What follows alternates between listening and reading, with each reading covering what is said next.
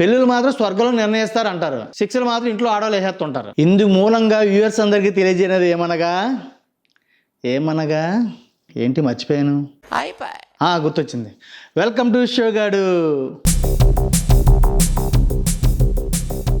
అదేంటోనండి, పెళ్ళి అనే టాపిక్ వస్తేనే చాలు బాగా తెలిసినవి కూడా మర్చిపోతూ ఉంటాను. చూసారా, పెళ్లి టాపిక్ అన్నానే కానీ అదేంటో చెప్పడం కూడా మర్చిపోయాను. ఇంతకీ అదేంటంటే సప్తగిరి హీరోగా నటించిన పెళ్లికాని ప్రసాద్ సినిమా గురించి. ఈ పెళ్లికాని ప్రసాదులు అందరూ పెళ్లి పెళ్లి పెళ్లి అని తెగ ఎగ్జైట్ అయిపోతూ ఉంటారు. పెళ్ళైన ప్రసాదులు ఎంతమంది చెప్పినా వినరు.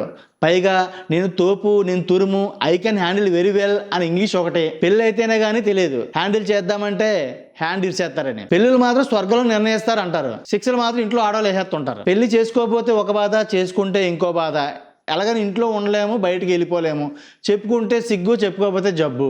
ప్లాట్లోకి వెళ్ళిపోతే ఫారెన్లో జాబ్ చేస్తున్న హీరో పెళ్లి పెళ్లి పెళ్లి అని కలవరిస్తూ ఉంటాడు. ఇండియా వచ్చి పెళ్లి చేసుకొని ఇండియాలోనే సెటిల్ అయిపోదాం అనుకుంటాడు. ఇండియాలో ఉన్న హీరోయిన్ మాత్రం పెళ్లి చేసుకొని ఫారెన్లో సెటిల్ అయిపోదాం అనుకుంటుంది. భిన్న అభిప్రాయాలు ఉన్న ఇద్దరు ఒకటై పెళ్లి చేసుకుంటారు. ఏక అభిప్రాయాలు ఉంటేనే మర్తపెట్టి ఇస్త్రీ చేసేస్తుంటారు.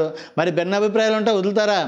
ఏకంగా సర్కసే చేయించేస్తారు. పెళ్లికాని ప్రసాద్ అనే టైటిల్ కామెడీ పండడానికి బాగా హెల్ప్ అయ్యే టైటిల్ తగ్గట్టుగానే మంచి మంచి కామెడీ యాక్టర్స్ కూడా ఉన్నారు. కానీ టైటిల్ యాక్టర్స్ తగ్గట్టు కామెడీ అయితే అస్సలు వర్కౌట్ కాలేదు. మంచి యాక్టర్స్ ఉన్న వాళ్ళని సరిగ్గా యూటిలైజ్ చేసుకోలేదు అనిపించింది. ఈ టైటిల్ తో కామెడీని చాలా బాగా వర్కౌట్ చేయొచ్చు, కానీ దారి తప్పి రాంగ్ రూట్ లో వెళ్ళిపోయారు. మూవీని ఫన్ గా జనరేట్ చేసే ప్రయత్నం అయితే చేశారు, కానీ ఫన్ జనరేట్ అవ్వలేదు. పైగా ఓవర్ యాక్టింగ్ లా అనిపించింది. Story, screen play, direction, music అన్నీ కూడా పూర్గానే ఉన్నాయి. కొన్ని కామెడీ సీన్స్ మంచిగానే ఉన్నా అవి సరిగ్గా హ్యాండిల్ చేయడం వల్ల కామెడీ పండలేదు. స్టోరీ అనుకుంటే టెక్నికల్ గా కూడా స్ట్రాంగ్ గా లేదు. పైగా ప్రొడక్షన్ వాల్యూస్ కూడా అంతంత మాత్రమే. ఈ సినిమాలో పాజిటివ్ కంటే నెగిటివ్ ఎక్కువ ఉంది. పాజిటివ్ ఏదైనా ఉంది అనుకుంటే అది ఈ సినిమాని 2 hours లో కంప్లీట్ చేసేయడమే. సారీ, నాకైతే నచ్చలేదు. ఇది నా అభిప్రాయం మాత్రమే.